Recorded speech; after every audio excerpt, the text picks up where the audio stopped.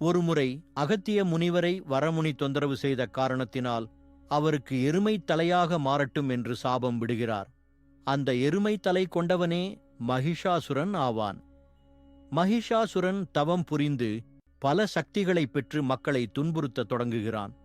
இதனால் முனிவர்கள் பார்வதி தேவியிடம் சென்று முறையிட லலிதாம்பிகை தோன்றுகிறார்.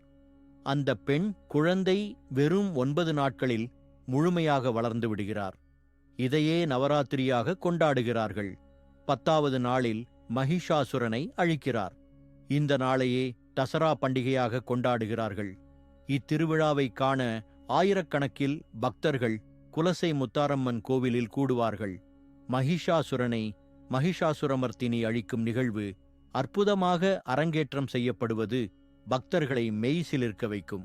சிவராத்திரி, ராகு பூஜையும் இங்கு கொண்டாடப்படும் மற்ற விசேஷமான பண்டிகைகளாகவும், மக்களுடைய உடம்பில் ஏற்பட்ட முத்து போன்ற அம்மையை இந்த அம்மன் ஆற்றியதால் இவருக்கு முத்தாரம்மன் என்ற பெயர் வந்தது.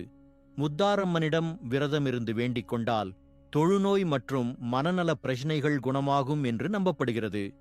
சாதாரண கோவிலாக இருந்து இன்று உலக பிரசித்தி பெற்ற கோவிலாக மாறியிருப்பதற்கு முத்தாரம்மனின் சக்தியே காரணமாகவும், சிவபெருமானை ஞானமூர்த்தீஸ்வரன் என்றும் பார்வதி தேவியை முத்தாரம்மன் என்றும் இங்குள்ள மக்கள் அழைக்கிறார்கள்.